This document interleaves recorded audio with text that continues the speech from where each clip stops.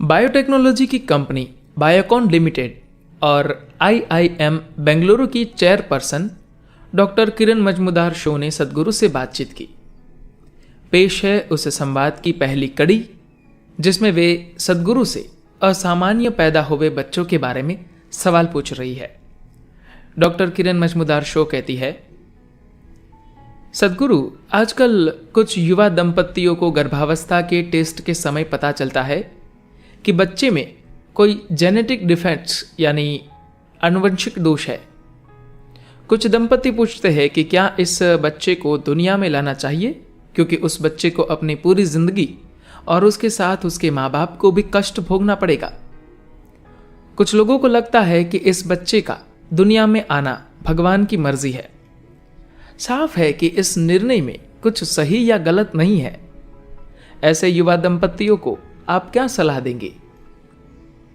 सद्गुरु कहते हैं, देखिए, बच्चा भगवान की नहीं, आपकी मर्जी से दुनिया में आता है। यह बुनियादी बात आपको समझ लेनी चाहिए। अब मान लेते हैं कि बच्चा सामान्य नहीं पैदा हो रहा है, लेकिन सामान्य क्या है यह कौन तय करेगा?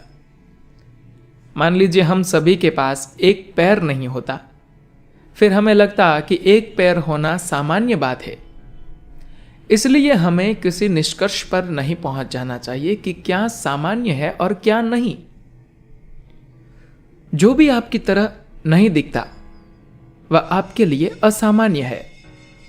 सामान्य असामान्य की बात करना गैर जरूरी है, जब तक कि कोई ऐसा जन्मजात दोष न हो जिससे बच्चे को बहुत कष्ट सहना पड़े। आपको समझना चाहिए कि इस धरती के सभी प्राणियों के साथ ऐसा है कि अगर वे जीने के लिए फिट नहीं है तो उनका जीवन वैसे ही समाप्त हो जाएगा। आपने कभी प्रकृति में किसी पशु को बिना पैरों के साथ जीते नहीं देखा होगा। ऐसे किसी विकृति वाला जानवर थोड़े दिनों में ही मर जाता है। कोई मुझे एक प्रीनेटल लेबोरेटरी में ले गया जहां इंक्यूबेटर रखे थे। इनमें कुछ बच्चे ऐसे थे जो 5-5.5 महीने में पैदा हुए थे। वे इंसान जैसे दिखते भी नहीं थे। इंक्यूबेटर में 2.5 से 3 साल उन्हें रखकर बचाने की कोशिश की जाती है। इसके पीछे जीवन बचाने की चिंता नहीं है। यह एक गलत तरह का कारोबार है। मुझे दुख है कि मैं ऐसा कह रहा हूं, मगर मुझे यह पूरी तरह गलत लगता है, क्योंकि जब आप साफ तौर पर जानते हैं कि यह व्यक्ति कभी पूर्ण विकसित इंसान नहीं बन सकता और यह जीवन भर कष्ट उठाएगा, उसके साथ रहने वाला हर कोई परेशानी में रहेगा, तो आप प्रकृति के खिलाफ जाकर कुछ करने की कोशिश कर रहे हैं। आपको समझना चाहिए कि इस विशाल ब्रह्मांड में यह सौर मंडल एक नन्हा सा कण है। उस नन्हे से कण में हमारी धरती एक सूक्ष्म कण की तरह है। उस सूक्ष्म कण में कोई एक शहर बेहद सूक्ष्म कण है, मगर उस शहर में रहने वाले आप एक बड़े आदमी हैं। यह एक गंभीर समस्या है। समस्या यह है कि हम अपने बारे में कुछ ज्यादा ही सोचते हैं।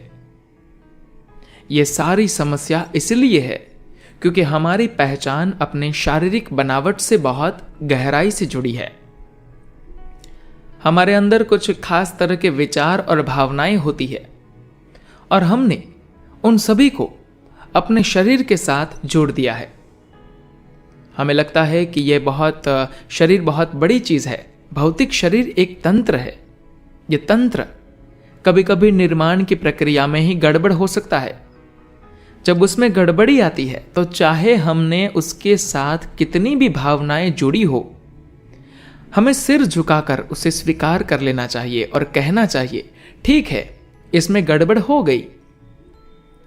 तो आप इसे नैतिकता, निष्ठा और न जाने कई और नजरिए से देखते हैं, मगर आपको सिर्फ यह देखना चाहिए कि उस जीवन के लिए यह निर्णय सही होगा या नहीं। इसके आधार पर आपको फैसला करना चाहिए। हो सकता है कि यह सुनने में बहुत कठोर और निष्ठुर लगे। हो सकता है कि मेरी बात आपको धर्म के खिलाफ लगे, जीवन का अनादर लगे, लेकिन यदि आपके मन में जीवन के प्रति सम्मान है तो आपको यह पक्का करना चाहिए कि वह जीवन एक संपूर्ण जीवन हो, आधा अधूरा नहीं। जीवन का अर्थ है कि उसे अपने दम पर टिके रहने में समर्थ होना चाहिए। हो सकता है कि हम सब काबिलियत के मामले में बराबर न हो, लेकिन हर कोई अपना जीवन जीने के काबिल है। इतनी काबिलियत उस जीवन में भी होनी चाहिए।